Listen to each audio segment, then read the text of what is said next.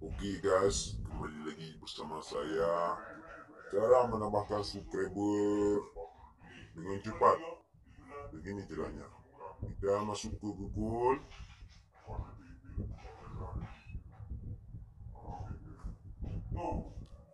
Lalu kita ketik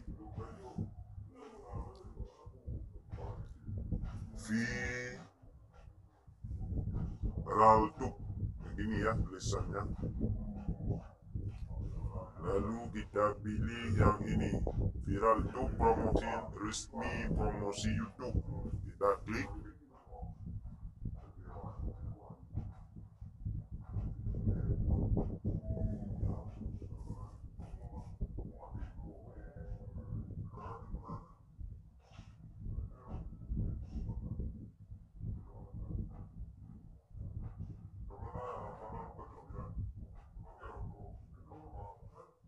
Ini ya.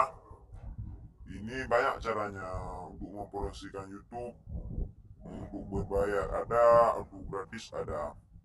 Kalau ini kita bahas tentang masalah gratis aja ya guys.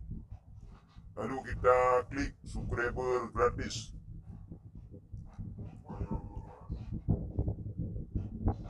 Lalu kita masuk link channel kita. Kalau yang belum ada link channelnya, ada di tutorial belakang.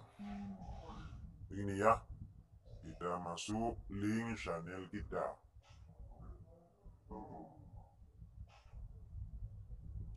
Ini kita copy dulu link channel kita.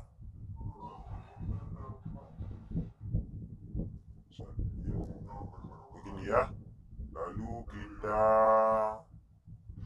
tempel ke sini.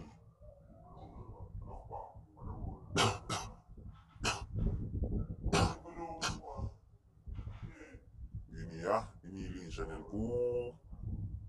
Kita tempel, lalu kita kirim.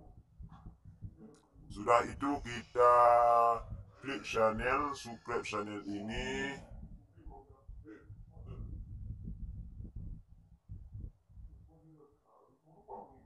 Kalau saya sudah subscribe channel ini, kalian belum subscribe aja ya. Lalu kita follow Instagram mereka. Begini caranya. Ya, saya sudah follow Instagram mereka.